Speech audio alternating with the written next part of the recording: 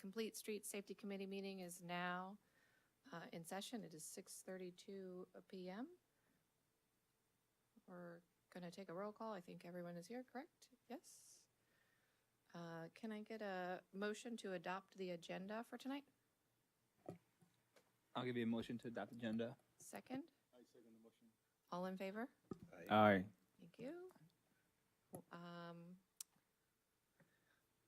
I don't see anyone here for public comment. Is there anyone on Zoom?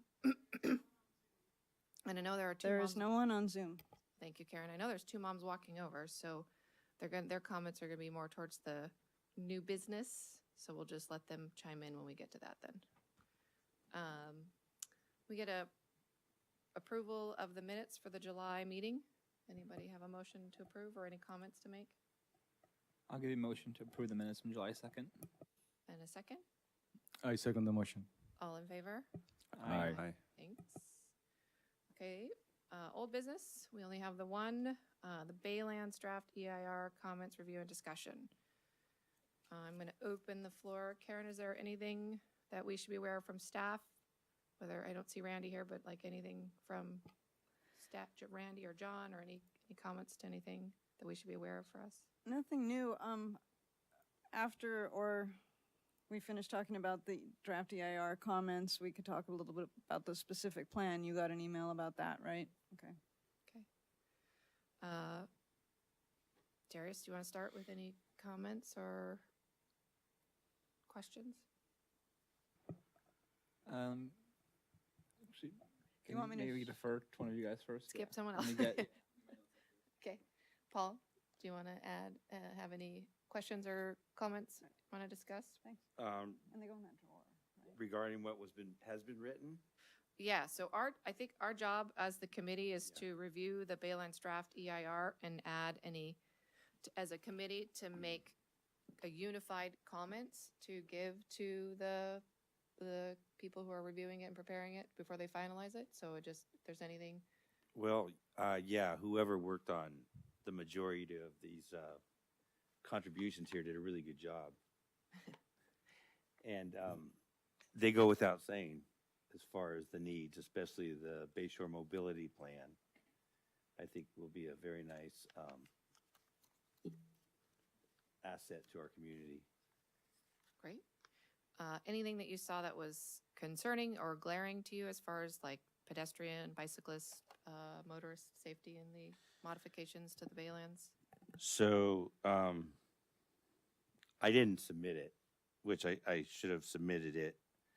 But it's under the geotechnical hazards, and they talk about liquefaction, of course. And there was one concern I had, and it was 4.15-18, and that was landslide and slope stability. And they mentioned that there's no landslides are documented on Icehouse Hill. And with the exception of what they say is on the west side of Icehouse Hill, adjacent to Bayshore, that they commented that the city has made efforts to secure that. However, on the east side of Icehouse Hill, there is serious slope instability with large rocks that I believe they talk about the trail system for the Baylands that's going to go along that to the tunnel. And so that would be my concern, is that they mentioned there is no landslide hazards on Icehouse Hill. And while the Bayshore side of it has seemed to have been remedied, the east side of Icehouse Hill, between Icehouse Hill and the tracks where the trail is supposed to be. And then one last thing that I couldn't find in any of the information is Caltrans going to build a fence all along the railroad corridor along that trail system? Caltrain. Oh, yes, Caltrans, thank you. Yeah, I commented on that as well. Not necessarily a fence, more like a wall I would like to see. I think in some of the cross sections there was depictions of a wall, but I'd like to see how high they are and really be a deterrent for accessibility to that. So I did note that too as well, Paul. Anything else you want to add before we maybe go back to Darius? No, I'm good for now, thank you. Darius? I guess the one comment I did want to make was just around maybe sort of the grade, like I guess the Tunnel Avenue overpass will get knocked down pretty soon in the process, and there'll be just sort of a ground level passage there. Is that correct? For sort of, is that my understanding? I'm going to defer to Karen on that one. I'm not sure if I know the answer, but go ahead, repeat the question. Was it sort of the tunnel overpass is going to get knocked down pretty early in the project, and then the traffic will just go at ground level there? Is that the correct or no? And they're building a new realigned bridge, Oh. right? So it's probably a detour because I don't know about an at-grade, but I'm not really sure. Okay, yeah. I think there's still going to be, The over- because you have the train going there, Yeah. I Has to think be there there. has to be Okay. a bridge going over. But I think part of the Baylands is the realignment of Sierra Point, Yeah. realignment of, well, not just realignment, but realignment and moving of Lagoon, and then realignment of tunnel to connect to Geneva. Yeah. But I think that bridge will It'll still be maybe not be that exact bridge, but Yeah. there will be a bridge. phasing of that. Okay.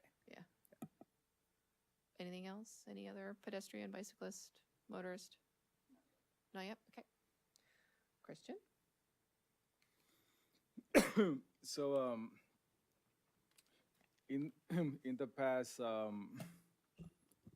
Brisbane put together a document, Brisbane Bicycle and Pedestrian Master Plan. So, under the assumption that this has gone through different consultants, they have taken a lot of the feedback from past committees like us and so forth. What I did was compare this plan with the Baylands, and for the most part, just for practical matters, it's something maybe like the Ridge. It's a new development. They're gonna have all the bells and whistles. So in that comparison, it tells you what institution is working on it, and the whole thought process. So it seems like it's very thorough. However, there are some. So for instance, they're aligned with the complete street integration, safe route to school, bay truck connectivity. But one of the things that looking at the main question I have is, at what point the document that Brisbane had is going to be sort of harmonized what they're doing, and to see more clarity on the connections. For instance, there is the bridge, and if they're going to have the trail system, the loop that Brisbane has, how is that going to connect to the Baylands? Also, for access to the 101, how is that going to be done? Are we going to have a similar approach that we did here with the safe route for the different schools, BAS or Litman? So that was my main focus on reviewing the Baylands transportation area. Okay. I don't know if Karen could speak to that. My impression is that this Brisbane Bicycle and Pedestrian Master Plan is a living document. Is that the case? Yeah, I mean, those get updated from time to time because improvements get made, or, some of the conditions change. So, but right now it's as is. It hasn't been updated yet. It's 2017 plan. So does the Baylands are aware of these documents, and if there's any conversation in terms of, are we going to simulate some of the stuff, or because they seem like they're very simulated, but as I mentioned before, the people doing the Baylands, a lot of them have also worked in these documents, and they just some of the stuff is standard. But I guess the devil's in the details, how they're going to marry up, and we're going to have the same robust type of safe route, and what we have done in Brisbane, is that going to carry on to the Baylands? Christian, Ray, do you have any comments, questions, concerns? Still reviewing it, but I guess my main thing that I was looking for was how the Baylands would be connected to the rest of the Brisbane sidewalk and pedestrian network. And there was already a comment made here about the recommendation of like some type of pedestrian bridge. So I just would want more detail, I guess, of what accommodations are there so that folks don't have to cross Bayshore, with the rest of the auto traffic.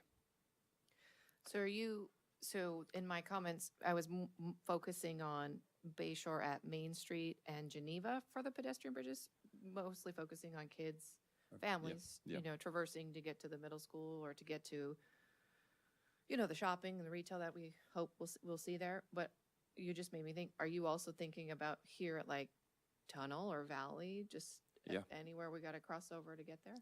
Yeah. Just are there natural ways, convenient ways to cross over there, since I'm envisioning it's going to be like a more heavily trafficked corridor, I guess. So yeah, is it convenient, and what I wouldn't want to see is more people queuing at visit. I don't even know the street name, but the main intersection we have at Bayshore. Yeah. Old County Road in Tunnel. Old County Road. Yeah. Is that something that they are going to, we can dive into, I don't know, Karen, if you want to dive into it or not. But I know I reviewed the Bayshore mobility plan, and really what's the reality of the traffic flow? Because you're taking it from a 4-lane regional artery down to a 2, in the hopes of having the pedestrian and the bicyclists on both sides and easier access for the bus stops and whatnot. And it sounds lovely, and not saying no to it. It's just, where will all that traffic go? Like, will we just have a bunch of queuing? This I can speak to a little bit because we had a study done by Safe Track, a UC Berkeley kind of group that looks at pedestrian and bike access and mobility a few years ago, and that's what this was. So studies have shown that, I'm going to not remember exactly, but 70 to 80% of the traffic during commute times is passing through Brisbane. Yeah. Probably should just be on 101. And I think that's kind of the public works director has always hammered on CCAG of like, why are we maintaining this regional road that isn't serving our community? Why are we having to pay all the money for this road? So if we narrow it down and slow it down, people are going to choose 101. 101 isn't quick during commute hours, but it might even be faster if the speed limit's lowered and you have to stop at each intersection, and then we get rid of that through traffic and it'll work just fine. So Randy's hope is that by minimizing the roadway, it will reduce and force people that are traveling and traversing through Bayshore Boulevard onto 101. Yeah. Has there been any thought about, you're adding that Geneva extension, you're adding, Tunnel, really, realigning and making Tunnel more accessible? It's not a wavy road anymore, and you're, moving Lagoon over to have access to direct access to 101 on-ramp, and then also straightening out Sierra Point. Like, has he thought about that? Maybe people are actually going to start using those more. Yeah, I don't want to speak to the numbers and the traffic engineering, but the idea of all of that is to serve the Brisbane community, not everybody that's just passing through. So people are coming from outside and coming in, and people are leaving, and it's supposed to serve all that. Some people will still use it as a thoroughfare, but if it takes longer, then they wouldn't, right? That would be natural. It's a guess, yeah. But I think people get off 101 on purpose because of the backup of accidents and traffic and whatnot. Yeah, and there are plans that if there is some kind of emergency or event or whatever that really hampers 101, that people are meant to flow through Bayshore, in that situation, but not every day. The goal is not to have that traffic every day use Bayshore. Yeah. Is there thoughts, or has there been any, just spitballing of other ideas besides just reducing it down to a 1 lane each way? That's a good question. I know that the Safe Track study was actually from Old County down to San Bruno. And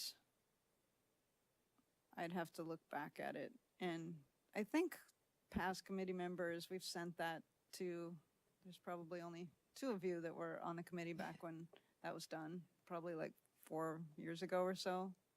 So I can send it around. Yeah. Yeah. I would be curious, because in my comments, I added, in Santa Clara, they have it's three lanes, but then one switches direction. So you have 2 going. Kind of like with the Golden Gate Bridge. Yeah, but you don't have to have a movable, like that's expensive, I would imagine, to have a movable barricade.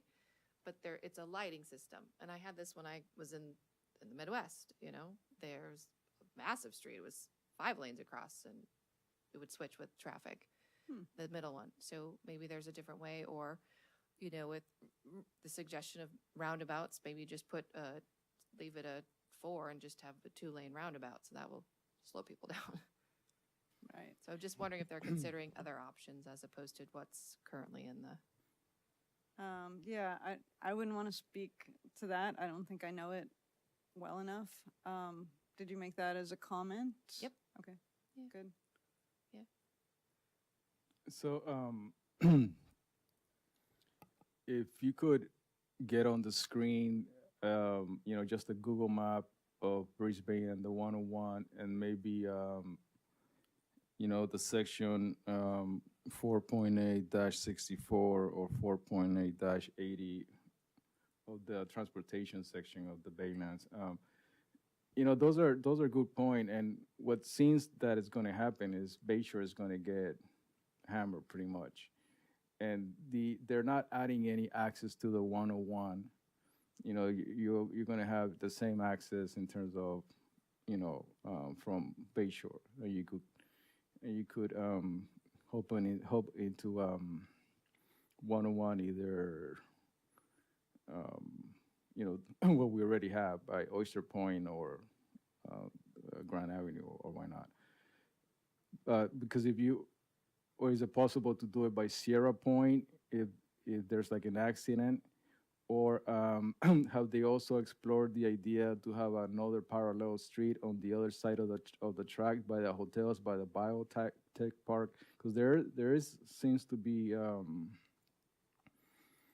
space to have some sort of road there that would help with decongesting.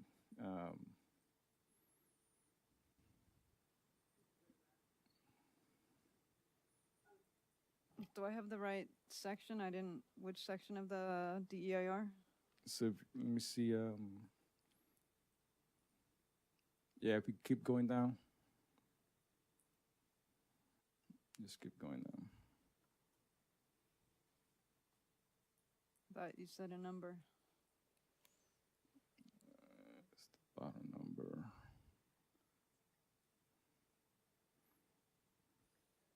This is Bottom 114 number is pages. 8.864.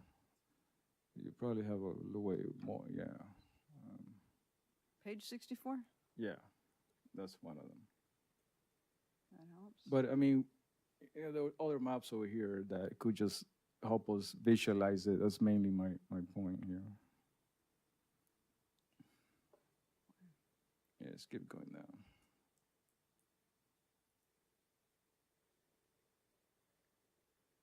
There you go. You can minimize it a little bit.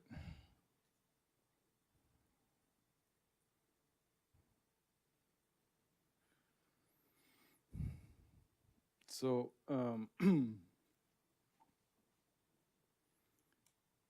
you have the Tunnel Road and then Bayshore, and Sierra Point would be probably a potential access to 101.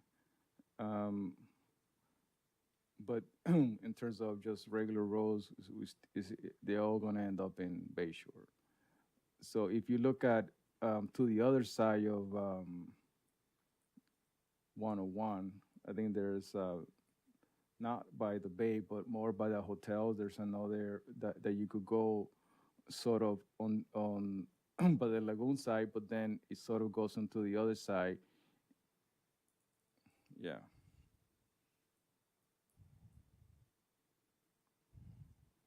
If you drop that little person by the DoubleTree Hotel.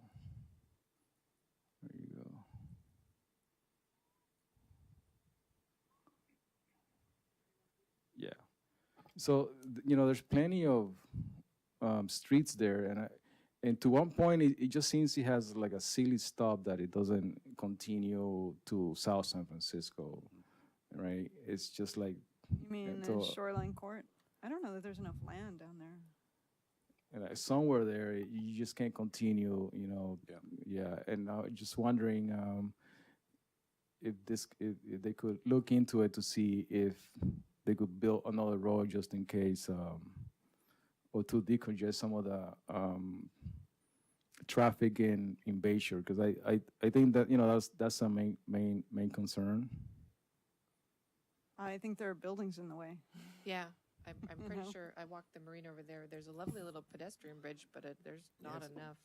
It's a You- small- It will yeah, run yeah. into water. Like, Yeah, they'd have to build a bridge over the water for a road. Yeah, but it's like a small, section. And bottom line, a lot of these biotech people are also the ones absorbing all this traffic. So it's just an idea. Yeah, I think what I in my mind envision happening once if this goes through and the Bayshore changes, Sierra Point will become like a frontage road, kind of like you have in Berkeley, where people get off 80 and take that one lane each way frontage road to get down to Powell Avenue to avoid as much as they can and get back on to get across the Bay Bridge or wherever they're going. I don't know if we want that, because we're going to have the Bay Trail right there where you'll have pedestrians and bicyclists, because you won't be able to have, there's not enough space, like from what they've already drawn, about having a wall, some sort of like physical barrier between 101 and the Bay Trail that they're going to add. And then you're going to have frontage road. Like, they have a barricade in between the frontage road and the bicycle path on the other side in Berkeley, down that frontage road. I just don't know if that's what they're going for in the plan right now. So I'm concerned that the change to the Bayshore, while it's nice that we want to make it more accessible to our community, they didn't change Mission, they didn't change El Camino. Those are always been, regional arteries for all the towns that those two roads go through. So Bayshore is kind of one of those things. But El Camino is Caltrans. It's a state highway, so it's maintained by Caltrans. Sure, but it's also, but you look at other, like even Geneva, they reduced the speed on Geneva, but it's not changing from a 4 to a 2. It's still used as like a thoroughfare.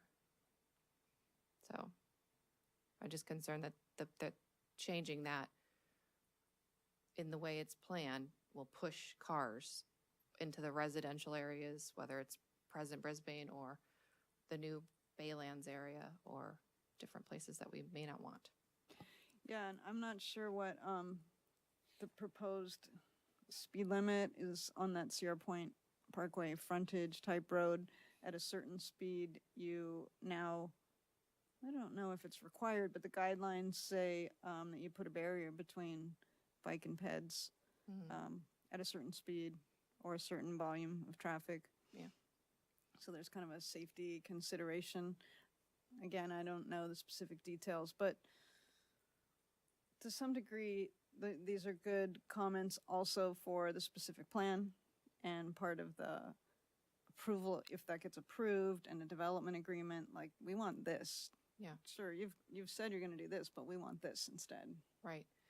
So what is this? So that takes it right to the next thing. What's, the comments that were sent back from, I think it was John and Jeremy, or maybe even Randy, about the actual process. What is that going to look like for the comments? So let's say we all agree, to submit the comments that have been handed in, add a few more over the next few days, we submit those.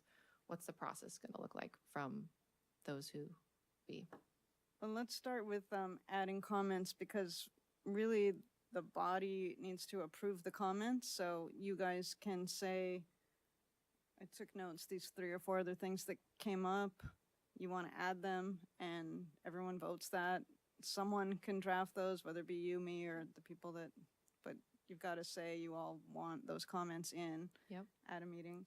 And so the comments get sent in relative to the draft EIR about the environmental impacts. The final EIR is supposed to address those comments. They're bound into the final EIR. And then that, together with the specific plan, I guess they're together, go to the Planning Commission. They make a recommendation, then it goes to council. Both of those processes are public hearings. And then council's either accepting or not, or adopt. I'm not sure the exact language. I think it was in the blast today, the process and where we are in the process. Could look that up. Unfortunately, it wouldn't let me. It was Adobe error every time I tried to open the blast. So, Oh. but is there going to be, it sounds like the public hearings for the Planning Commission, is there going to be a dialogue about comments? Or, when it go to the city council meeting, it's not really a dialogue at city council meetings. So is there going to be some forum for that? Or is it just, these were what you submitted, and whoever is reviewing it says, yeah, we like that, we're adding that in, or no, we don't, or? Because I know this is going to apply to all of the other committees or any other individuals that are submitting comments as well. Let me see if I can get the blast. Seems like. Here we go. You got it too? I got it. See a larger version. So we are at environmental review and public comment process. City review and public comment. City prepares draft EIR. We hired a consultant that did that. Community comments on draft EIR, specific plan, and development agreement. I don't think we've seen a specific plan to comment on. A development agreement, but the specific plan is out there, and we've just been told that comments are desired by the end of the year. Yeah, So that's technically your December meeting. right. Then the next step are the Planning Commission hearings. Planning Commission reviews the specific plan and development agreement, sending their recommendations to the City Council. Community members share additional feedback before the Planning Commission. City Council review. City Council holds public hearings on the final EIR, specific plan, and development agreement. Council can approve, deny, or recommend revisions to the final plans. So formally, community members bring comments together. It's challenging for the council to just ignore those comments. They're elected by you guys, but if you're desiring more of a conversation, I think that's a request that you should be making to the city manager, I suppose, because this is the format that's laid out. So this is all that I know is officially happening, Yeah, okay. Just curious, because I know there are citizens who are also interested in talking about it, and I just wanted to know, for myself as well, but just how they plan to, it's a lot. Were you at all observing or participating in the general plan, DEIR process and EIR process? Did not know about it till I joined this committee. So they had a year's worth of meetings, and people kept coming to meetings, and they kept saying, well, we need to talk about this more. So I think in these cases, something that's so impactful to the city, Yeah.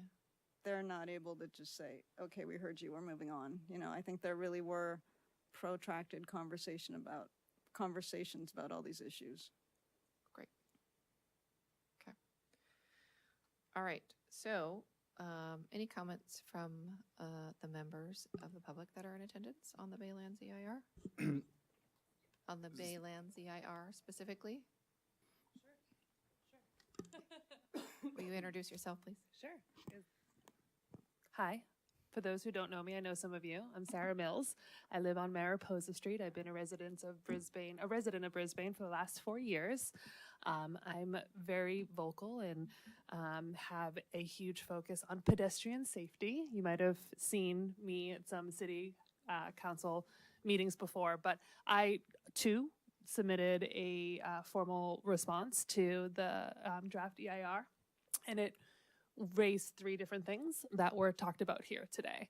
Number one was I too heavily support and want the city to consider a pedestrian walkway for the locations that are going to have the most foot traffic to get from the downtown Brisbane area over to Bayshore, particularly for the school-age children, since there is a middle school planned there, as well as all the retail shops that is planned there as well.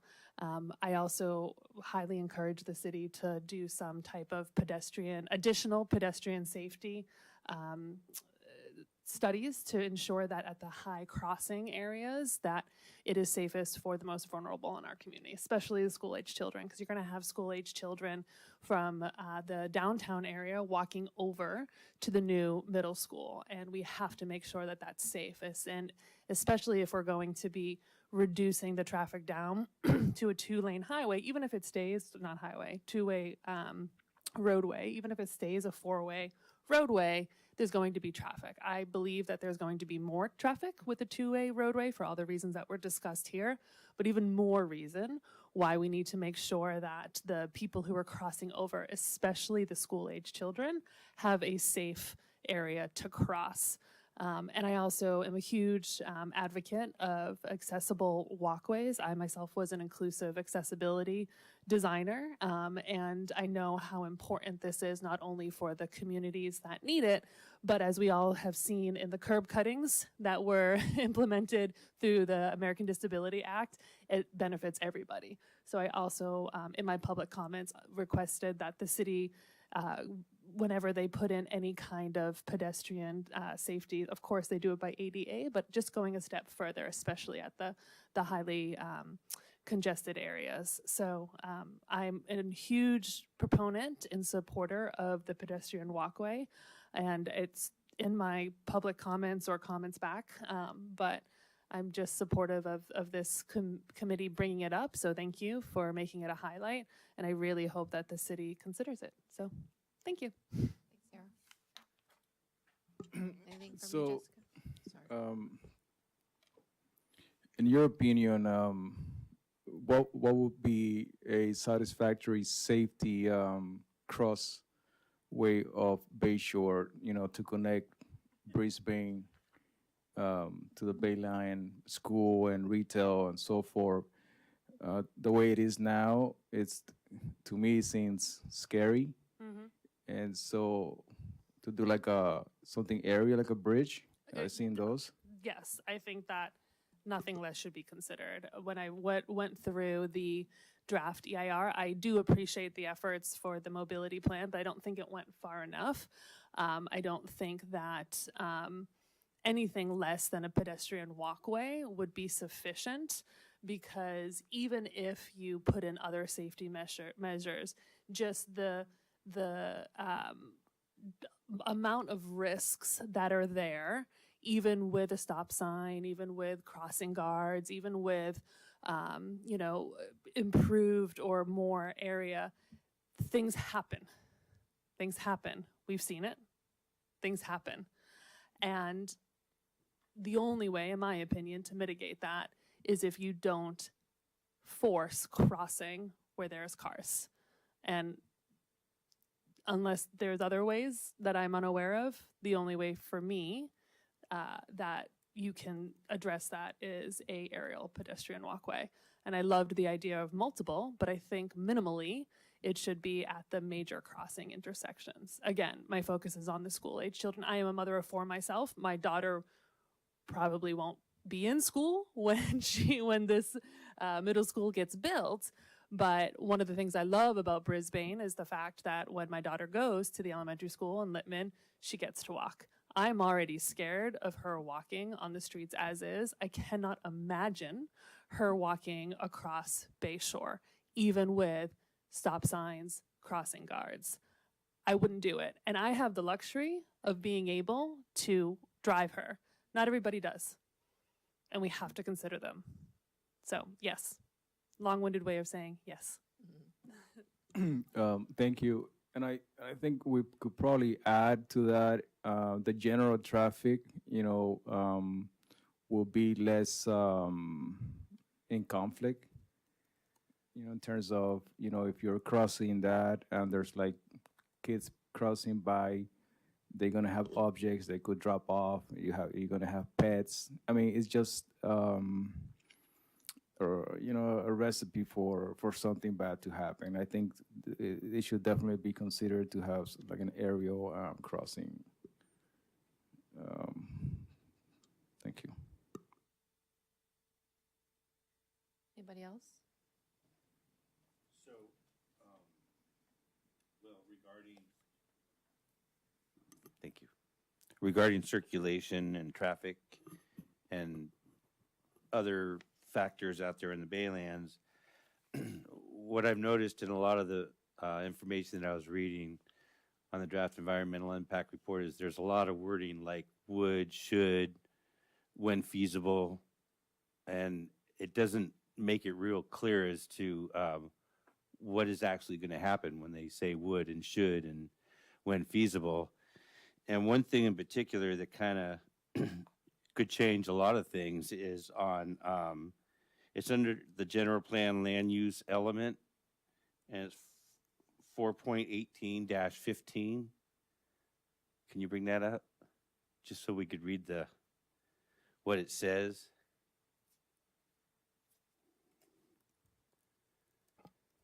Say the page again. 4.18-15. Is that the table? No. I think It's this a is different 4-8. I think it'll be a different document. Yep, different section, Karen. 4-8 or 18, you said? 18 Oh. dash 15. am I close? I think you're gonna need to have to exit out of that if you go back. Okay. Yeah, I'm not much help. thanks. Whoops. You are human. Here we go. Oh, I see. Okay.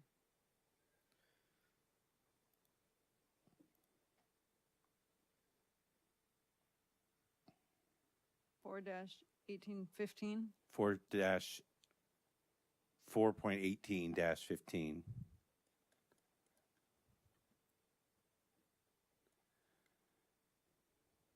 Okay. Okay. So, right there where it says under the land use element, a minimum of 25% of the Pacific Plan's land area of the Baylands is required to be provided in open space and or open areas.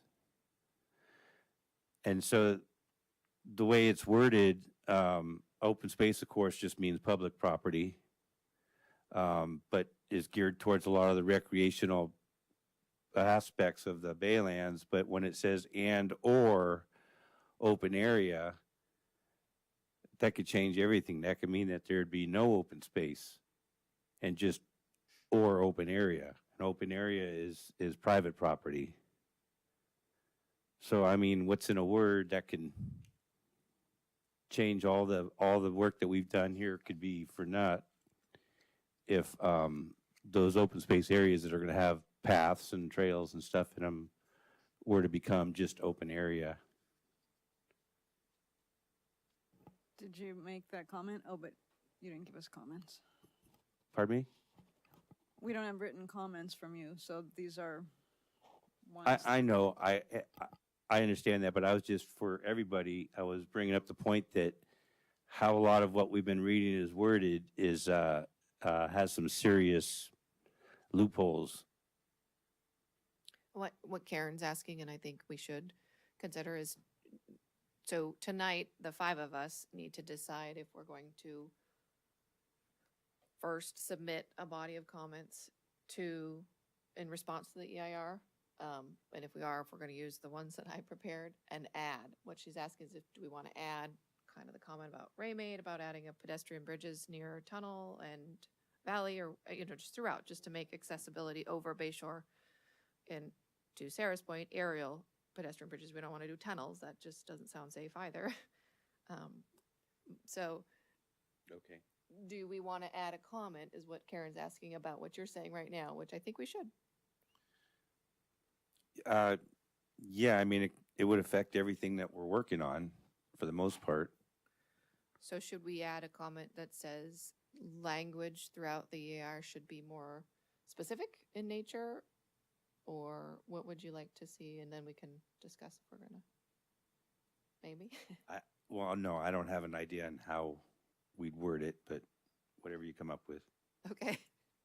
Anybody have any? Karen? Yeah, I mean, I'm not the one that wrote this, is defending it, is discussing it with you. I'm just facilitating your comments to the city, to where we are directed to put our comments. But I guess the question would be, is it particularly about this 25% that you want to make a comment? Because I think if you say comments are too general, you're not going to get a good response to that, because that's too broad, so Oh, where well- are those? Is it this particular open space, open area? I mean, I think we well, it talked says, about it this says at OSAC, right? and or, Right.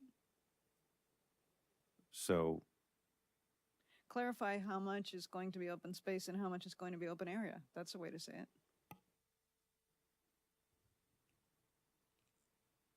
Terry's? Yeah, I support adding that to the list. Christian? Do you want to add that, Ray? Do you want to add that to the list? Clarifying, clarifying detail, what will be open space and what will be open area? Yeah, I mean, I think that's important. I do agree with Karen that you need to be specific, not just general, and if you do, comb this through AI and just have them go through the and or areas, you will get a whole bunch of them. I may probably just make a list of those, because they might be more significant than this, or why not? And this is typical for them to cover their butts later on. Okay. Fair. Okay, anyone else have anything else that we want to specifically add? And anyone have any comments or questions about the comments that I put together? I know that there are edits I need to make because of typos, and I hope that's allowed to do. Can I do that? Yeah. Okay. And we will add the sort of public comment as well as Ray's comment about the bridges, the aerial bridges, as a sort of formal comment. Right, I Yeah. will add it, and I will go find, it's section 3, where they talk about the Bay Shore Mobility Plan, so I'll find the specific page for that, and then I will mark it as an additional comment for page 3 dash whatever it is. And I'll mark this one at 4/18/15. So I don't know if we have additional comments, but we did touch a little bit in terms of the process, and I'm not clear. What I heard from you, Karen, is the city council might look at our comments and decide to promote them, or the process before, when this whole project was being implemented, it was more like public comments and people made their comments.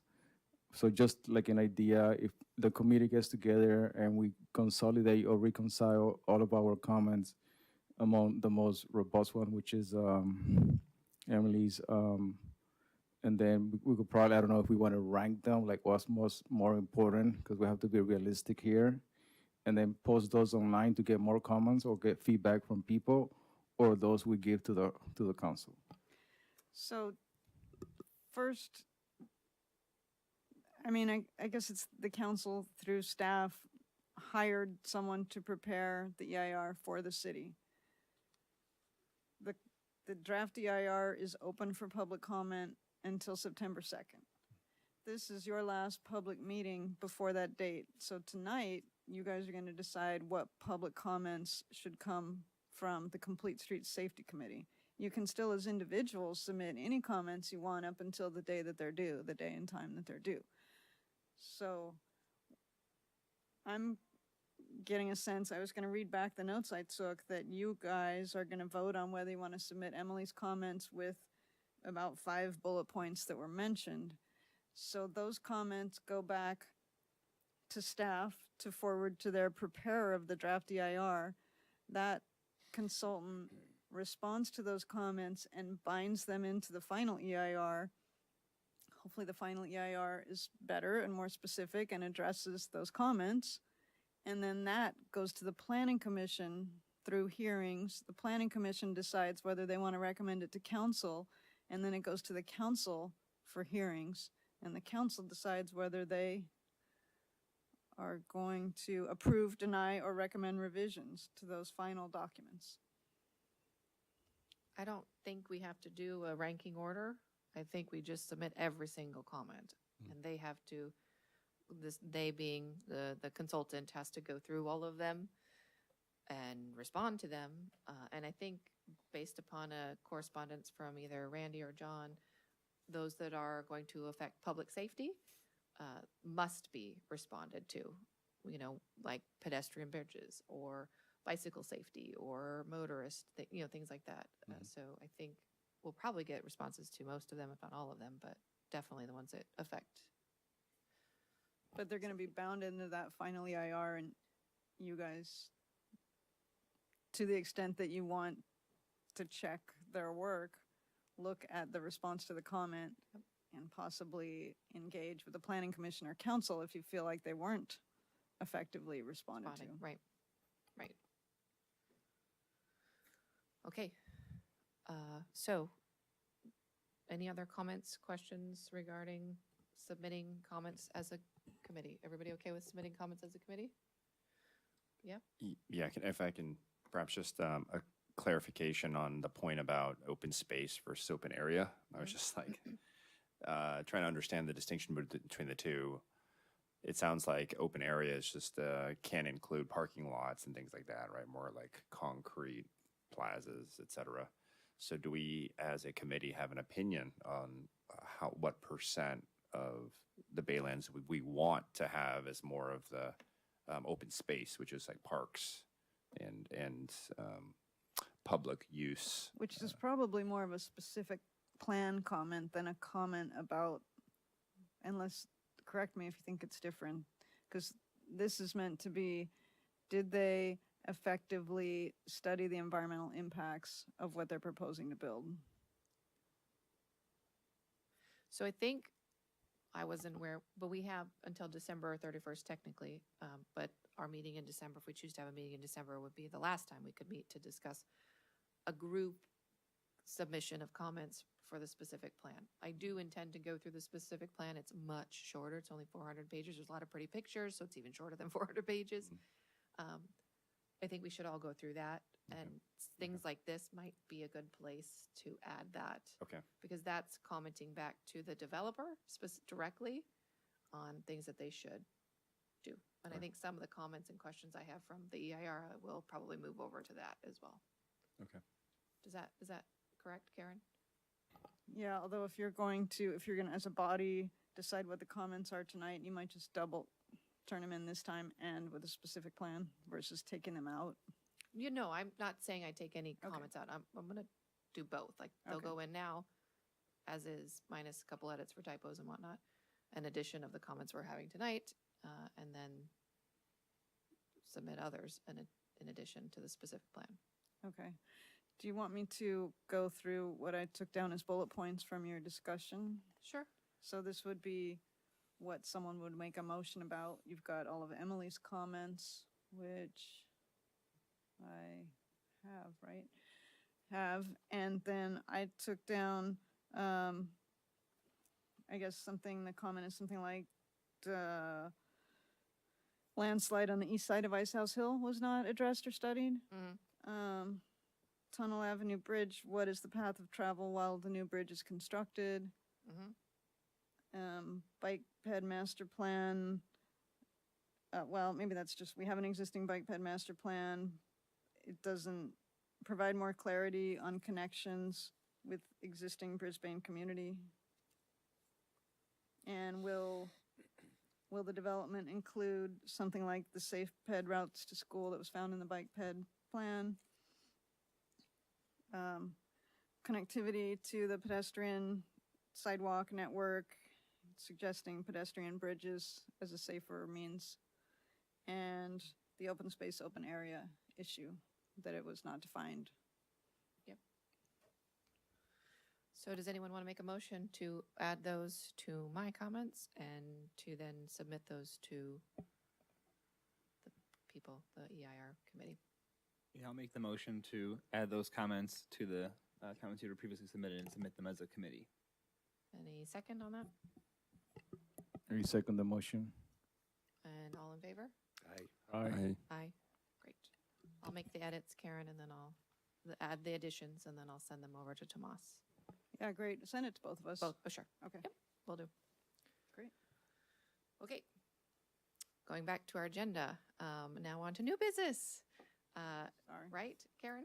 Yes. Okay. We're gonna, I had outreach from Jeremy and these lovely ladies regarding potential Halloween street closure.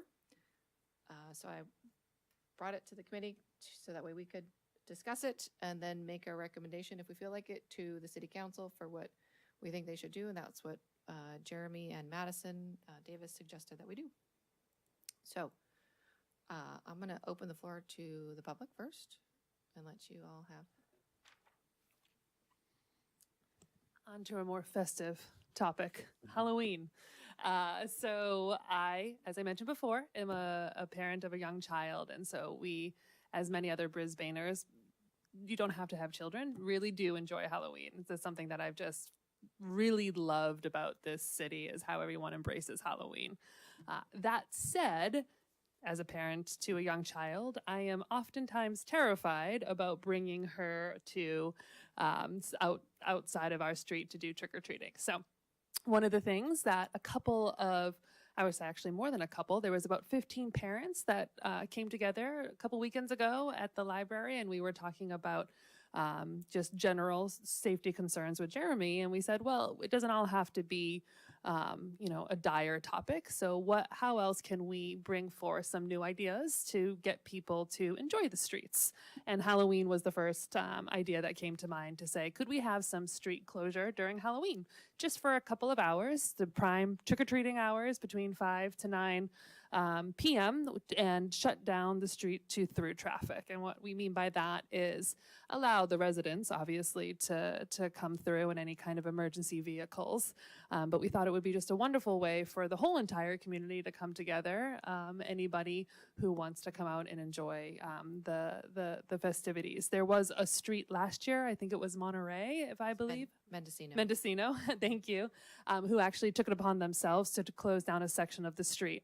And I will say that when I brought my daughter around trick-or-treating, it was just such a lovely environment. The neighbors got into it. It was wonderful to be able to let my daughter run across the street in the dark in her black outfit, which was not helpful, but I didn't feel to watch her, but I felt like Mendocino was the place that I really wanted her to stay. So we proposed shutting down the Pie, which would be the Visitation, San Bruno, and a couple of other streets that are adjacent to that. So Mariposa, Monterey, and Mendocino. We got some comments back from the city and appreciate that might be too big of an area to close because it would cause some additional strain on the city for preparation. So I submitted I don't know if you have them in front of you. You do.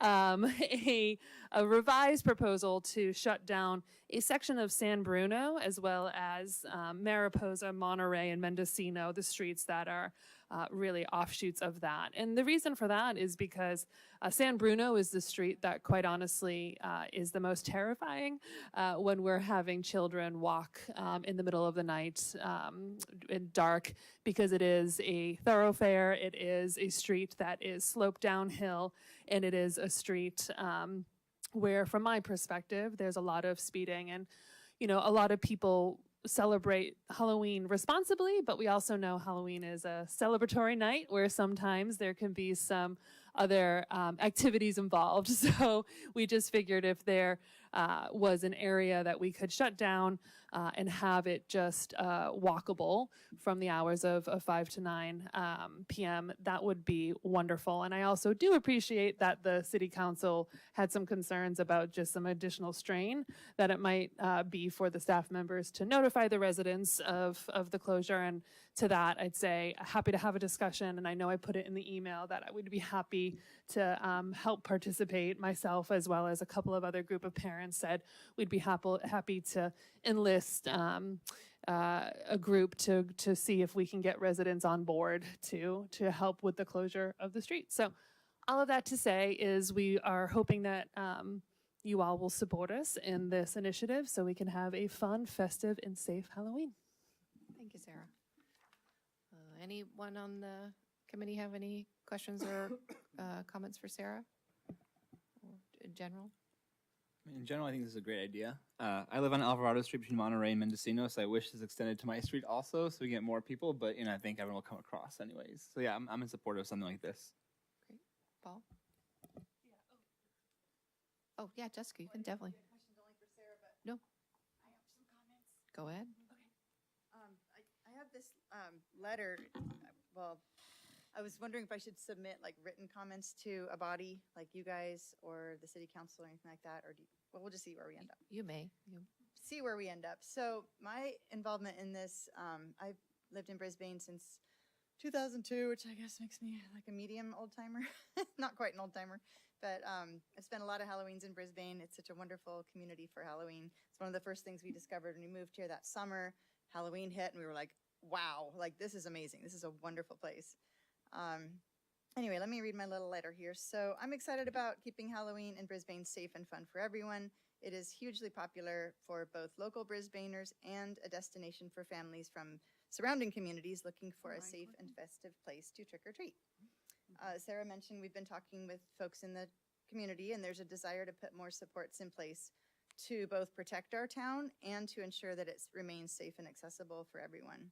And some of the things we talked about were in our community groups: overflow parking for visitors, pedestrian-only blocks, improved street lighting, and increased police foot patrols. So we wanted to come with the one thing to you guys tonight is the street closures. But I've had some ideas about having, like a 0 to 5 trick-or-treat garden at the community park or something, where the really youngsters and the folks who want to be in kind of a very young family environment could be down at the community park for something, very safe. But anyway, we wanted to talk about these pedestrian-only blocks. We want people to feel safe and have a little bit more space to spread out. One of the things that happens is larger groups and families with little kids and strollers, and maybe the grandparents are in tow, and they have a hard time with our dark streets and our crowded sidewalks, our mini stairways in the central part of town. And if we were able to close off a couple of streets for peak trick-or-treat, people can walk safely in the streets, obviously, make the sidewalks less crowded, and ensure that the odd rogue driver, as Sarah raised, doesn't create a disaster. As we know, she mentioned things happen. I wanted to call out the Brisbane Police has always done an excellent job of keeping us safe on Halloween, and thank you. It's probably not the best night to be working, but we really do appreciate that, and city staff that do so much to make Halloween wonderful. But at the same time, we know there are drivers who are going to ignore speed limits and stop signs. And, on Halloween, we've seen them plowing up and down San Bruno. I've seen that, witnessed that a few times. And it is really scary when you have everything you have going on with Halloween. So we really want to get ahead of any potential catastrophe by closing off just that small section of the pie.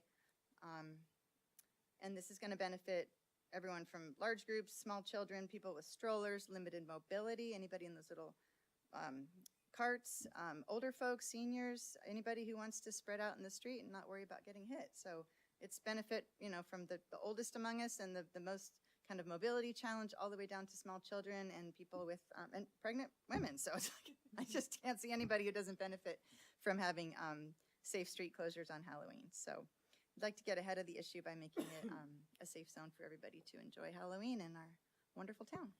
So, was there something else I was going to say about Halloween? Yeah, I think that's it. But I didn't know if I should submit the correct written format to anybody. I just kind of riffed off of it. We're grateful that you're here. Yeah, So thank you for sharing. If you want to submit, you can submit to Tomas. Or maybe if it goes to council, do you think it would go to council? This will go to council if Okay. we vote on it tonight. Okay, I'll save it for that. Yeah, But and then yeah, you can I think- just submit it there too. I think it's kind of obvious what we're trying to do. So Yeah. thank you for listening and giving it your thought. Appreciate it. Thank you. Okay, anyone have any questions for Sarah or Jessica?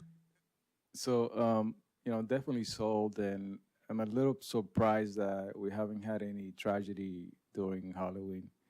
And sometimes it just seems to be a more robust festivity than even Christmas, where they do the parade. And I brought up to Commander Garcia my concern in view of how these cars could just run into a street and plow people. That's, I don't want to get anybody scared or why not, but it's better to prevent. I don't know if the same protocol that they use for the Christmas could be applied here, but Halloween is big or bigger than Christmas here. Ray? Yeah, no, I think it's a great idea, and I think it could be the start of a fantastic tradition here in the city.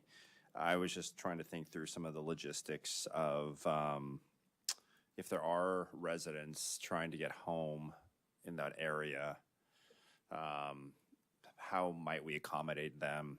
Because I could foresee a lot of parking issues, especially with, it's going to be an attraction for the local outside communities. And so how can we make sure that we don't cause like a lot of grief for those that, just trying to get home and they live in the pie areas that are shut down and can't find parking, so I guess that would be just one thing. And then the second would be, given that San Bruno is for some a thoroughfare, how do we make sure that there's like signage or accommodations to make sure that they turn off and divert onto Alvarado, so that we don't force a lot of through traffic through Klamath, et cetera, on streets that aren't meant to handle that type of traffic. And, we could cause more problems for trick-or-treaters on those streets, right?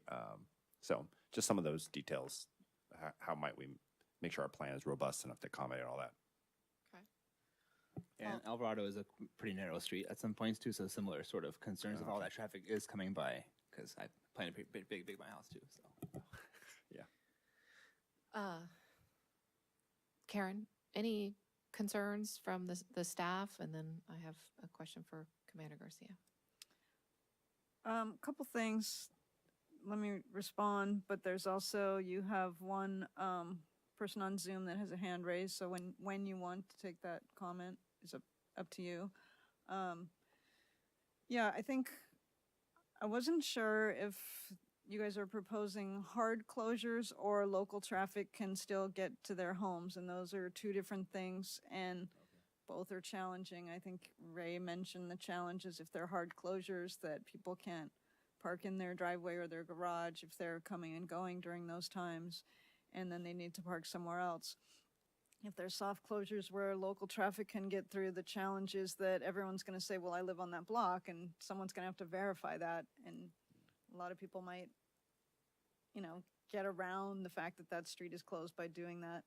A couple of things that, this is maybe not specifically an answer to a question, but what we talked about at the staff level with the city manager, there was the suggestion about doing something at the park and involving the rec department, a Halloween costume contest, something like that, closing San Francisco Avenue, that kind of thing would be really easy to do. But if we're actually talking about closing streets, they were interested in getting agreement from those neighbors on those streets. Like a petition where a household is a vote and like 70% say, yes, I want to do that. Is that, yes, 1 second, Sarah. Is that all the staff had concerns about? Or, I mean, in the discussions, of course, we weren't privy to those, but just want to make sure. Right. I think Commander Garcia would let you know if there were other concerns. I think that the concern also would be just like, I think Ray said it, if someone's coming home and they need to get to a certain location, how would you vet that? How would you know they live at that address? I can guarantee you, even based on the permit program, a lot of people don't change their addresses. They don't, so you can't ask for that in terms of like, show me your driver's license, because they may not match, but they probably actually would live there. So that would be a challenge. I would suggest that if you do a hard closure, it's a hard closure for ingress and egress, because you're letting cars in, people are going to want to leave also. And that becomes now two-way traffic one way or another. Yeah, okay. Sarah? And then we'll get to the person. Sorry, I can't see the Zoom, so I have no idea if there's anybody on Zoom or. I appreciate the comments and the considerations. So wasn't explicit before, but appreciate you bringing up. The idea was it not to be a hard closure, because we do want people to be able to go in and park, especially during the hours that I suggested. That is, hours that people are coming back from work. I myself live on Mariposa, and so I also wouldn't want a hard closure because I park on the street. So it wouldn't be a hard closure. It would be just close to through traffic. To your comments, Officer Garcia, about validating, I totally appreciate that. I think for this year, I recommend almost running a pilot. And I don't think, my personal opinion is we would have to go as far as validating it. I think just the sheer fact that you would have signs up to say close to through traffic would probably deter the majority of people who don't live there. This is, at N of one guesstimate, but I think most people would say, oh, I don't live there, and they would find alternative routes. Yes, you might have 5% of people to go through, but at least it would slow down the traffic. To your point before, Christian, Halloween could be a disaster waiting to happen, right? So if there's no mitigation plan in place, I just fear that we're going to have unfortunate accident on our hands. So this is just a suggestion to try something, start small with these streets. I recognize that it would deter or reroute people to other areas. So my suggestion would be, could that be where we have, some detour signs, right? So you have people go along the streets that aren't as narrow, right? So I think, the majority of people do follow traffic signs. And I think that the people who see that this is close to through traffic and there's a detour, they would slow down and find another way that is a safer route. So that's just my suggestion. Karen, to your comment about the community park, I think it can be an and. I don't think it has to be an or. I would love to see both a community park organization or sponsored by the Parks and Rec to have an area for the youngest, as Jessica mentioned, to have a truly safe space. That said, the community park is not where the houses are, right? Trick-or-treating is where people go to houses to participate. So I don't think it has to be an or. I think it would be a wonderful and. And in terms of getting a petition of people on the street, I, again, would volunteer myself, and I have other people who would be willing to go house to house to get those signatures. I know that is the process for any kind of street closure that one street might want to have to do for a block party. My street is actually having a block party in a couple of weeks, and that is something that we're going to do. So and it might be Paul who's on the line, but Paul Mangiamelli said, you know what, yeah, we'll help out. And then a couple of weekends, we can literally dress our kids up in their trick-or-treat. They think it would be awesome, and go house to house. So I think you have enough support. And my point is, I think there's enough support. I think there's enough enthusiasm. And I think there's enough concern, to Christian's point, that there is a potential danger waiting around the corner to really address this and not keep status quo, but do something as a pilot. Not to interrupt, but I keep looking at the chair because technically the committee will make a recommendation and we're supporting. So you're kind of talking to the chair and then she's asking me. That's why I keep kind of trying to steer you to her. Okay, Karen, can you let the person who's on Zoom speak, please? Hi there, it's Chris Lorkowski. I love this, and I'm really, really glad the parents are stepping forward. I don't even know where to begin. I have so many comments, but we have ways of making public notice. Public notices go out and informing people. Yes, sometimes people get missed, but it's also well known in town how popular Halloween is and what an event it is. Last year, I tried to go out with flashlights and help out just at the corner of Klamath and Visitation, where they meet, because there are lots of kids, lots of cars moving through that intersection. And it became really clear to me that working alone was totally insufficient. That you really needed to have more people doing that because you could create more confusion than actually serving the situation. In 2023, I'm bringing this up because I understand our police department has to have, ride this fine line between enforcing the law and encouraging goodwill within the community. Because I had called, somebody was parked in the crosswalk at that intersection of Klamath and Visitation. Lots of kids moving through. They were creating a dangerous situation. And as far as I could tell, the police officers who arrived were trying not to give a ticket. They were trying to be kind and get gracious to the people, expecting they'd come back. It was like they were waiting for the family to return and load back into the car. Now, we know people come from out of town. I love the suggestion of having a dedicated parking area that was brought up earlier. That might help, rather than having people pick this very central part of town to park illegally. And count on the police department wanting to be kind. And that the idea of the community park is great. Yes, and I agree that that's an and, that's not an or, because the beauty of Halloween is inviting people into the community, seeing the decorations, seeing the way people have prepared their homes in order to treat the kids. Lots of things, and I'd like to volunteer to help out. You can find me through Tomas. He'd be able to connect with me, because I really think safety at Halloween is very important, and I want us to demonstrate that it's important to reclaim the streets for our children. Thank you. Thank you, Chris. Is there anyone else? I again can't see anybody on Zoom, so Karen, I'll have to let me know. Nobody else on Zoom. Okay. May I make another comment? Yeah.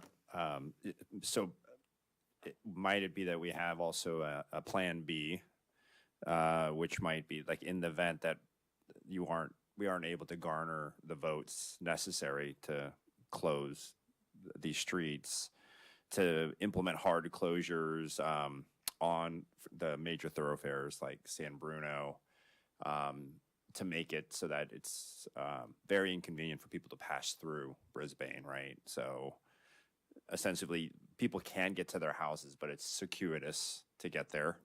And so then, yeah, in a way, that's a different way of getting the intended outcome, right? Which is limiting through traffic, but letting people get home and dramatically reducing traffic on the streets, right? When kids are trick-or-treating, right? That might be a way.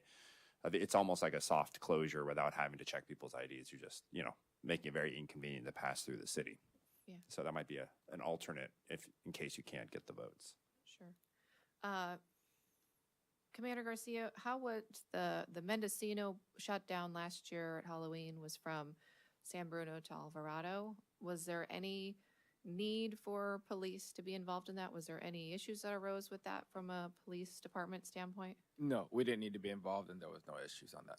Okay.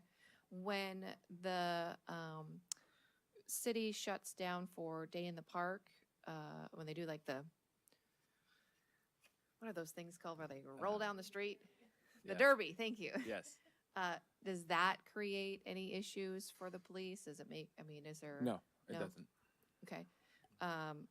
When they do the closing of the street for the garage sale, the community garage sale, Yeah. Is there any difficulty with the police department or any added stress or? No, only because, I don't know, I haven't been here that long, how long that's been happening, but I know it's been known so that people know on those days that it's not going to be an issue. Obviously, this be the first one, but Right. generally there's not.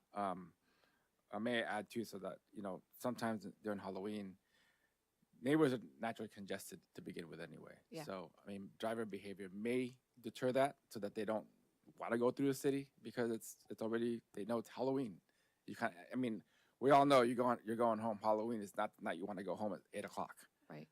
You just don't. So people generally plan earlier. Yeah. So, but I think if I may add that if we get community buy-in, I think that's the key process to this. Yeah. It's just to get everybody to comply because your worst offenders are going to be your neighbors. Okay. Right. Great. So, someone from Pacifica is not going to come here and want to go through 2 streets just to get to Bayshore. So, Yeah. Karen? I just want to comment on that relative to construction. We've slurry sealed streets, and when you do that, you have to do the whole street and you have to close it. And the people that get upset just go through the closed street and speed through it. There aren't very many, but there are some people that are like, I've got to get somewhere and this is the way I go. And I think that's something to just be cautious of, you know? Yeah. And I just remembered when somebody mentioned the streets, that in the staff discussion, we don't want it to be pockety if you're going to suggest closing roads, not one section over here and another one over here, that it be kind of a contiguous area, Yeah. which is what's proposed, so. I agree with that. When you said the staff discussed getting community buy-in and 70%, was that just like a throw out number, or was that is there some science behind that, or is Just the precedent with these block parties and other road closures. that what they use for the block parties and road Yeah. closures? Okay. And did the city do that when they do the Day in the Derby, or they do the garage sales? Do they get the buy-in from the residents when they do those? I don't think that the garage sale's not a city sponsored, so that I can't answer that. And as for the Derby, I don't know if that actually a petition is done, but I feel like the whole community is behind Day in the Park. So I'm not sure. I could check, but I don't know the answer. Yeah, I'm just trying to understand, I've lived here for a long time, but I haven't really been active for a while, and having a little one myself, and we do hurry up. We go out at 5:30, we hurry up because we don't want to be on the streets, because there are people, and we live on Mendocino, and she and I love to pass out candy. And so do everybody around us. I mean, people have got these giant skeletons over here, and then houses and stuff to walk through, like you're walking through a graveyard across the street. So I don't know if buy-in is going to be an issue, because as I think everybody has commented, it's known, even Commander Garcia, it's known Halloween's a big thing. So I'd like to believe that getting buy-in wouldn't be needed because it's known. I don't know if getting a petition is necessary, if we advertise and tell people in advance that's going to be happening. So I'm not sure if anybody else feels like it's necessary to do that. I'm curious what the rest of the committee thinks, if getting a petition and getting people signing it is necessary. Because really, it's not just a Mendocino, Monterey, Mariposa, San Bruno. It's the whole Brisbane community, because people up at the Ridge, they don't trick or treat on the Ridge. They come down to these streets. People who are up on Kings and Humboldt, they don't trick or treat up there. They come down here. We've got friends who come from, people at the Ridge even bring their friends from out of town to come to here, just to do down here. Can I make comments? Yeah. I mean, I think that it will be just making it officially, just like the other events that you guys mentioned it, and people will actually appreciate that better, because there will be less anxiety, and they will have more clarity of the games of the rules. But I just want to hone in on a couple of things, because I guess the main goal here would be for little kids. And then the reason you mentioned the reason why you picked those three streets. In the past, I see a lot of traffic from Matt House, because they do like a haunted house over there. So why not just do the whole visitation? That's just one open question. And then what would be the hours? And the other concern I have is the visitors, because a lot of people from others, for the surrounding communities come here.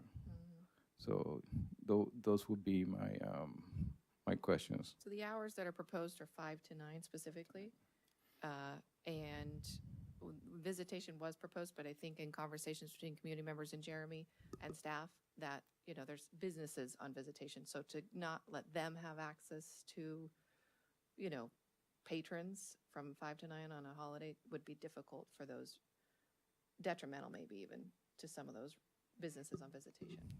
Well, we might want to survey them, because maybe this will increase their business if they participate, but. Possibly. Yeah. I think that's the concern for that one. Okay. I think another piece was that it makes it more challenging to get to the upper streets. You're someone that needs to get home, and you can't go up either San Bruno or visitation. It's pretty challenging. So we're still talking about a soft close, right? Not a hard close. But a soft closure means if you live on that block, you can go through the closure, not I can pass through it. Because if you can pass through it, it's not a closure, it's an open. Right. Yeah, I so think- a detour would be needed, you know, for people that they have to go through those streets. How can we detour them to get to where they need to go? And that was pushed back on by the city manager and the public works director in that people will not, they're not going to. Where are you gonna detour them? Backside of San Bruno, through the upper streets to the other side of town? It's too impactful, and I think the proposers understood that and reduced their ask already. Yeah. I think I agree with Commander Garcia on the hard closure for the ingress and egress because we don't have police staff or city staff to sit there at every single one of those streets because it's not just one side, it's both sides. I think you've got 8 in this Yeah. proposal here. To have someone sit there and check IDs, and like you said, they might not even have current updated addresses, so how do you confirm that? Or you might be having friends come over from San Jose or wherever. So I would be more in favor of a hard closure with plenty of weeks of notification so everybody knows. And to Commander Garcia's point, you know, people don't want to be out on Halloween. They want to get home, generally. Yeah, I could see that. If I would say, if we aren't soliciting for votes, I'm just trying to think if this someone is just not on board and needs to get home for some reason. I mean, is there another way where we could mail passes, right? Something, you know, so residents, they would receive like, hey, if you really need to get in, here's this orange sticker or that you put on your dash and you can get, or some way just to, I don't know, allow for that minority person that isn't bought into this, right? And I don't know, just has some urgent need to get in or out on I that mean, night. I think that's a great idea. You know, it's almost like a funeral thing, but you have like the Halloween parade, access, whatever. I think that you gotta go for something that's pretty simple, at least this year, because council doesn't meet till September, so whatever you guys decide you're recommending to council has to be packaged and brought to them, and then there's only, well, actually, it's the end of October, I'm sorry, so you have a month and a half. Yeah. But overcomplicating it will take more time. Yeah, Yeah. fair, yeah. Can I suggest one thing?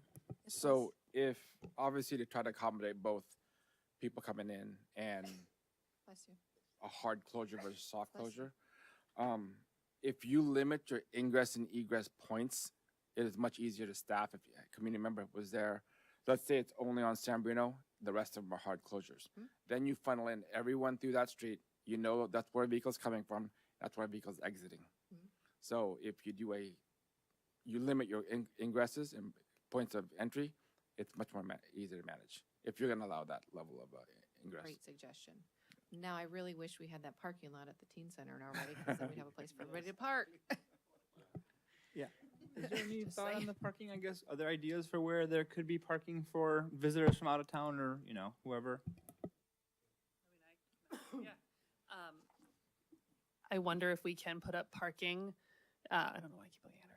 If we put up parking signs, I mean, I don't know if the U.S. Postal Service is a public or a private, but if people are always parking there, I wonder if we could find out who are the owners of some of the empty lots and maybe petition them to say, hey, this is a great community initiative, and wouldn't it be wonderful if we could put your name next to the fact that you're opening up your lot to, there's one in particular that is right on the corner of Mariposa and San Bruno, and I wonder if we could ask the owner of those lots to say, hey, would you let people be able to park there during these hours. So I think those are just my couple top of head suggestions, but I think that we could potentially look at some other areas to see where we could assign signage for parking for people who aren't able to park on those streets because we did close them. But yeah, I think parking should be a consideration of this as well. Thank you. Something like the bank, people are not allowed to park at the bank on Halloween, or is that not really enforced? Is that, or like an empty lot in the city like that?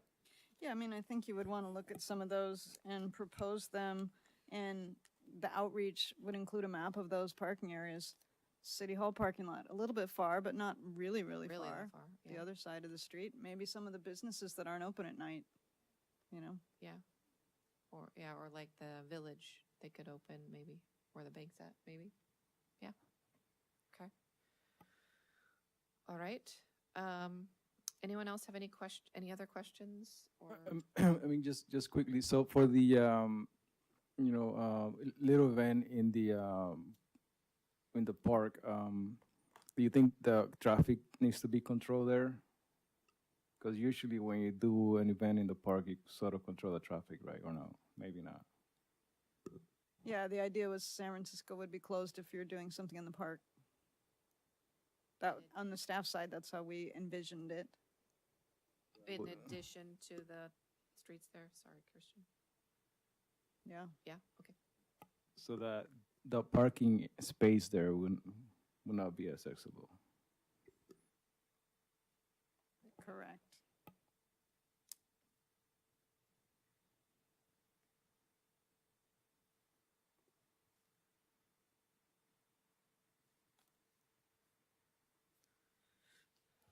I had one other question, because daylight savings time is after, so it's not dark. Sunset is 6:12 p.m., but you still would want to start at 5. Is that what the proposal is? Yeah, I think we start at 5 or 5:30, just because that's when the trick-or-treaters get out. The little trick-or-treaters tend to get out there because they got bedtimes. So I think starting at 5, just to get it started, probably be safer. I think Capture everyone that's going to be out, right? Okay. there won't be a lot of people out at 5, but I mean, if the streets are shut down, I think there'll be more than there are presently. Yeah. Paul, any thoughts, questions? Well, I like the hard closing idea the best because all the kids running out in the street are going to be expecting that there aren't going to be any cars. And so how do you actually oversee the cars that need to get in there into their neighborhood? So I think if it would be blocked off for the whole event would be the best idea, as opposed to allowing people to drive through the party. Yeah. Okay. I was just thinking about visitation again. What I'm thinking about is the main reason for using the side streets is like if you can't find parking on visitation, then you need to turn somewhere to get around, right?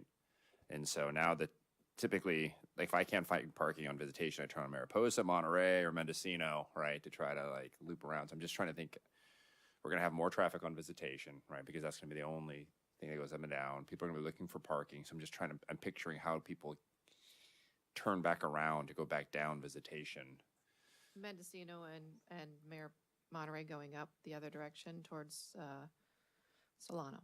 is And where then I how think. far is that? Yeah, I'm just Shorter wondering. than going down the main drag there. You think so? Okay, Oh, so it they is. can. Yeah. Okay, so there's a ways to loop around. So because I'm just picturing a lot of traffic that it's going to be on that side of the city, and just want to make sure how do we keep things safe on that side. Yeah. And so I'm also not opposed to Commander Garcia's suggestion. I would suggest hard closure on all of them, but except for San Bruno up the hill at Mendocino, letting that be the entry point, because most people are going to come up and over Bayshore, Mhm. right? If they're coming home that way off the freeway, if they're coming from the south. Mhm. And if they're coming in from Old County Road, then they would just go up Visitation and come down Klamath. yeah, yeah. And I just think it just stresses more. We just got to have some kind of parking down, around the base, ample parking there to keep people from trying to come up and some way of discouraging people like me, even like some kind of soft deterrent of, no through traffic up going Visitation, right? Just to keep, visitors, like encouraging them to park there instead of getting more traffic up on Visitation. I don't know. I'm just thinking through those things. Darius? That's kind of the main route to the upper streets, though. If you've closed that section of San Bruno, kind of got to let them pass. Oh, I just meant somehow if you can discourage through traffic of Visitation, that's like non-resident I think that's really challenging, especially with volunteers doing it. Is that what it's going to be? Okay. Yeah. Okay. I mean, I'm still very much in favor for this and making sort of an official, Halloween thing and making it more part of Brisbane. I mean, it really is such a big part. And I personally like the sort of hard closure, other than the soft, endpoints at San Bruno, to let people who live there can then kind of, go where they need to. But obviously, have some closure. And I do like Ray's suggestion of maybe sending some kind of, pass to make it clear that, those people are there. I think that signage would be a deterrent. I would like to see some, signage earlier, maybe on Old County Road or somewhere there, kind of identifying parking lots or places people can park before they get to, the bottom part of San Bruno. Have to turn around because there's not really space to U-turn there. Or maybe have that parking lot that's the city lot there. Maybe have that be like a turnaround zone or something, or like a drop-off zone or something like that. That'd be something to explore, I think, too. So you think having along Old County Road, like park here signs? Yeah, like turn this way towards turn City here, Hall. last yeah. option, turn Yeah. here to park, kind of type. Yeah, like type sign. one of the signs that maybe that kind of like a construction sign that says like closed road ahead, look for parking here, park there, like more parking behind you, kind of thing. Yeah. Okay. Yeah, and then maybe Do the we- lot could be used as a turnout lot or something, or drop off zone to have an area where people can kind of flow backward. Yeah, because we could probably talk to the person who owns the lot next to the teen center, and that could probably be used as parking. But the Mariposa that Sarah was mentioning, I think they're under construction right now, so I think there's a big fence around it, so we can't use that one, right? Yeah, that one's under construction. So, But I like the idea of designated turnout zones, because I think that most of the time people just go like, oh, this is the wrong way. And then they're stuck on this ride of waiting in traffic. And so I'm just trying to avoid this long line of cars. Yeah. Stuck on these streets, and they don't want to be there. We don't want them there, right? So how do you prevent that? How do we get ahead of that? right. I think it's, to Karen's point, it would be volunteers probably, with land here with your airplane type sign, like flashers. Yeah. Okay. Okay. Anyone else have any other comments before we make it some motions? Anyone else on Zoom? I can't see. Nobody else? Okay. No hands raised. All right. So, first thing, do we want to make a motion to suggest this to the city council to make a proper tradition of Halloween in Brisbane? Yep. I'll, Yes. All in favor of that? what is it? Okay. I'll nominate or I'll motion Uh, to support. Great. Do we want to make a motion to hard close all of these streets? Or do we want to make a hard motion to close 7 of them and leave 1 open for accessibility? I mean, I would move to have sort of the hard closures, other than maybe, I was thinking the 2 points on San Bruno. I don't know if we need both, but sort of both points to be accessible at least for, residents, but the expectation would not be for through traffic there. Yeah, I support that motion. Having the 2 So the- points? Mhm. Paul? Is that what Commander Garcia thought would work best? That would be my recommendation if you want to accommodate ingress and egress. But also, a hard closure all the way around is obviously optimal, but obviously, if you want to compromise and give some ingress and egress, I would shut it down to 2 points. Kind of like a concert, or you go to a Levi game, you go 1 gate, and that's it. So you don't have these anomalies of people coming in. I let 10 cars in, 5 cars in. So yes. And And you I would think- have it shut down as like, Mendocino, San Bruno will be only ingress, and San Bruno and Mariposa will be egress out? Yeah, Like, it that would would be be even more one-way restrictive, direction? Mm. which, yes, exactly. You can do that as well. I mean, if a car comes down over San Bruno, they can easily turn back around and come the other way. That way, it's only people leaving and only people coming in on one side. Because you also have, it's not detailed, is Napa Avenue, the alleyway. So would you put, sorry, I didn't even think about this till now, the road closed signs on the alleyway because cars can fit through there? Yeah, I would close down that Yeah, alleyway. okay. Just quickly, is it possible to put the map and layer it up just to have more clarity?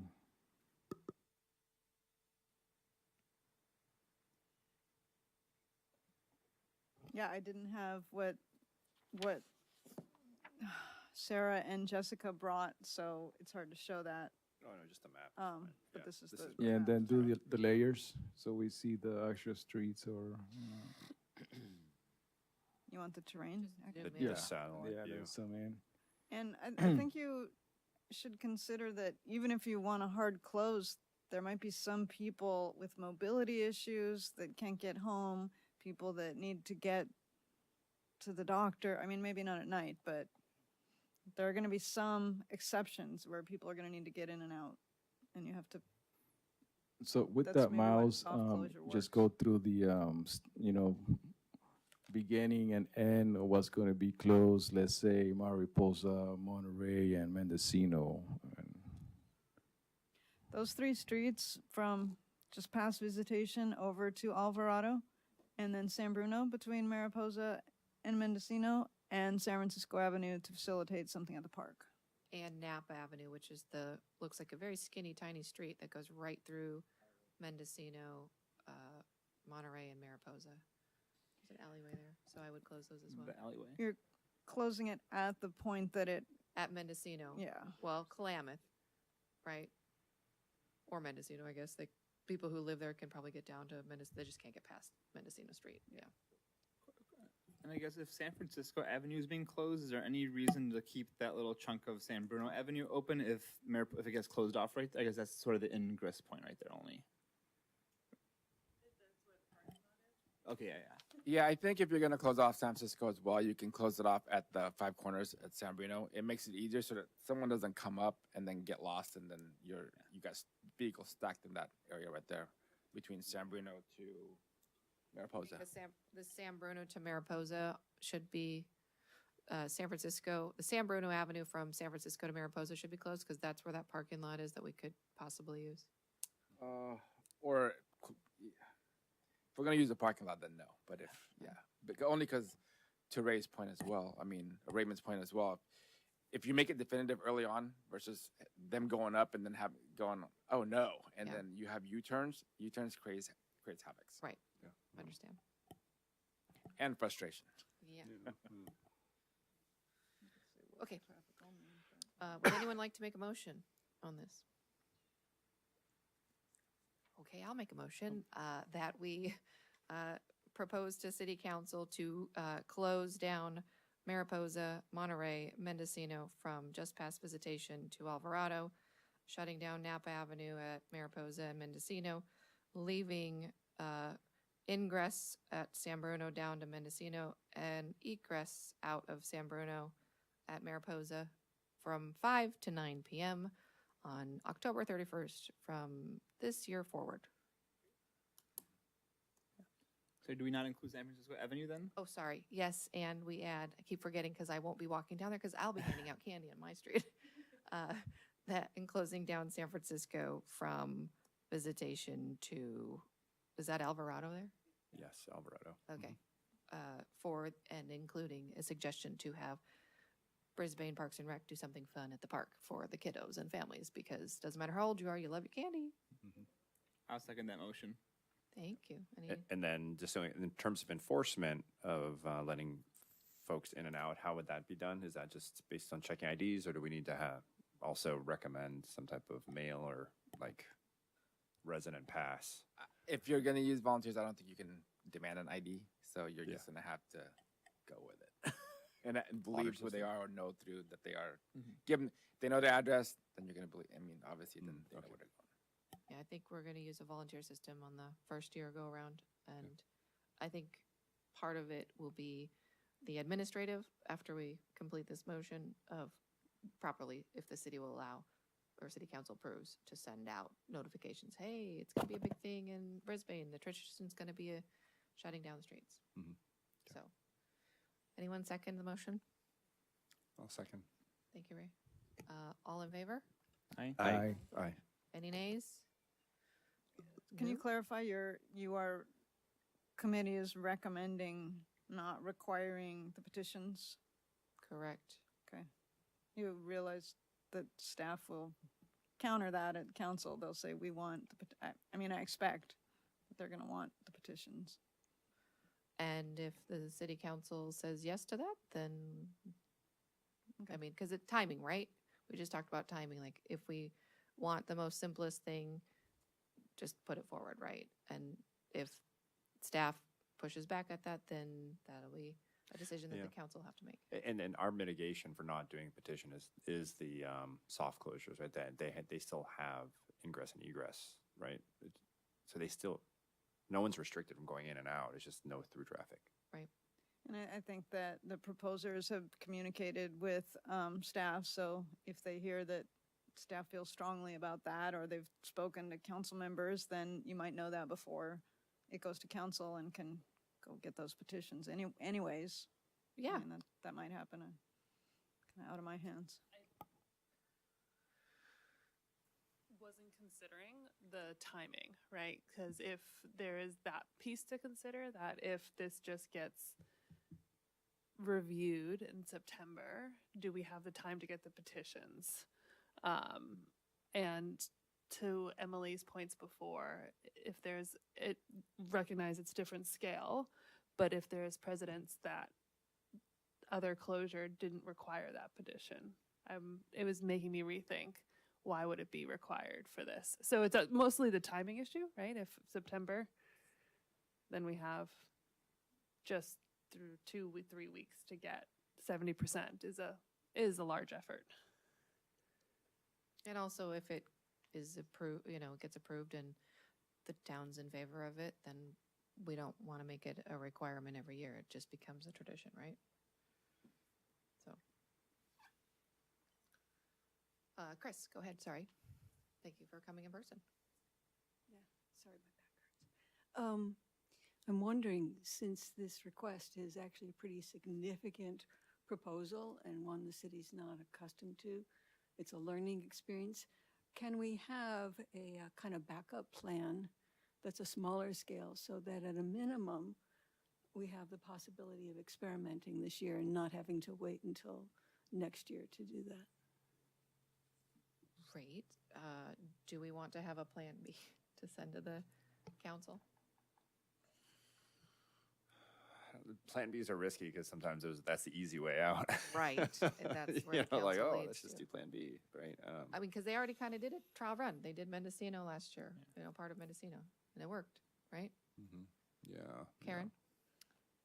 I've seen a number of things that the committee has brought to council that council reworks the way they want it to happen anyways. So Yeah. it's not a Yeah.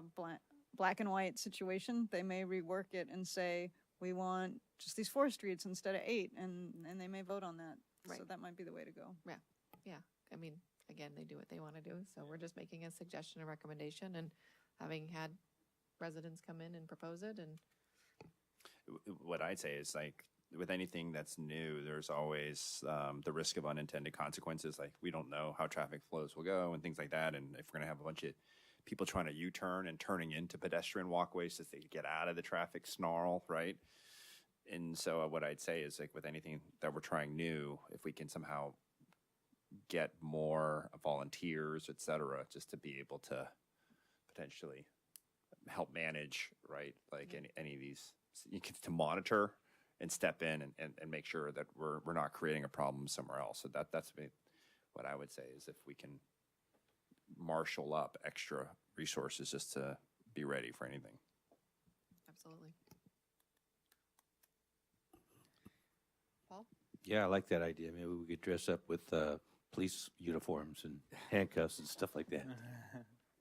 It's Halloween.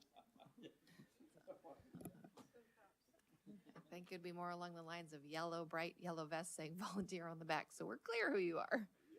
Yeah. All right, anything else regarding the Halloween proposal that anyone wants to discuss before we move on to the next item? So we're no backup proposal, just the primary proposal, and we'll see what city council responds with. And let the parents take it from there. Yep. Okay. All right, any staff updates? I don't think I have any. No? Okay. Is there any update on the staircase? Because when we were here in July, Tomas said it would be 2 more months, and then those stairs from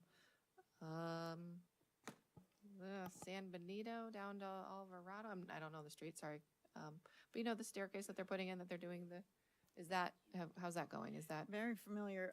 We've run into a couple of change order issues. We're getting those resolved. So the contractor has pulled off like the past week or two, but we're about to get that settled. Found the extra money to pay for the issues, and they're going to be back on track. A little bit delayed, but luckily we're still far ahead of the rainy season. So so plan to be done by the end of September? probably for the stair construction, and then keep in mind that the Public Art Committee brought to council 2 contracts for one artist will install lighting and handrails, and the other will install mosaic tiles, and it'll have to stay closed until both of those are done. But we're making sure to coordinate so they're ready to go right Right on when the time. stairs are ready. So what is the estimated reopening of that? It won't be before school starts, so No, it'll probably be, October, yeah, that's, in time for Halloween? I don't know. The artist work might take longer than a month with 2 different artists needing to come in. Thank you. Any committee member matters that we want to bring to the table? Actually, apologies, I wanted to mention that the visitation issue went to council on July 17th, and they wanted a lot more specifics. So at the staff level, the economic vitality director and the communications manager were sent to go out again and talk to all the businesses on visitation and get very specific information about when any loading areas would, the time restrictions and the days. So they're doing that, and the council wants more detail brought back to them to kind of refine what the solution is. So that's happening. It wasn't referred back to the committee, but we can keep you updated on That'd be great how to that be moves forward. kept updated. Yeah. Was there any feedback on the camera system thing that we discussed as well? That company. Council was not opposed to them. They're in the spots, in the loading zones, not blanket on visitation, but in the problem areas. Yeah. And if the teen center is made into a parking lot, which would need to come back with costs, it could be used there for the ingress and egress so that people comply with the time limits. So it doesn't sound like they were completely against anything that was recommended. No. They just wanted more information. Yeah. Great. Okay. Any committee member matters that anyone wants? I did want to bring up and thank Karen. I wanted to say thank you, Karen. I know your time is you're retiring, and so this is your last meeting with us. So thank you for all the leadership and support over the years. Thank wanna you. acknowledge you. I've really enjoyed staffing the Complete Streets Committee since its formation. I staffed the Traffic Advisory Committee prior to that. They only met quarterly, and it was pretty disjointed that way. They were always focused on parking in central Brisbane, mostly. But it's been a pleasure. I think we've done some really good things. So thank all of you also. Thanks so much. I wish I had a chance to work more with you, but there, congratulations. Yes, I think you were very key on guiding us, with all the technical issues and supported us. And I do agree that we have done a lot. Your involvement and in terms of keeping, Brisbane safe and all that, you have been a good part of that, a great part of that. So thank you for your hard work, and we wish you the best on your retirement. Exactly what they said. So I've only known you for a few months, but it's been a pleasure, and thank you for everything you've done for our city in the last 31 years. I appreciate that from all of you. All right. Next meeting is October 1st. We are not meeting next month. Just remember that. Don't show up here. We won't be here. Okay. And if there- consider the Baylands specific plan and starting to work on comments on that if you have any. Yes. Look for the Baylands specific plan, and if you have comments specifically on that, go ahead. And like I said, it's only about 400 pages, probably less because of all the pretty pictures. So, all right, then we are adjourned. It is 8:21. Thank you.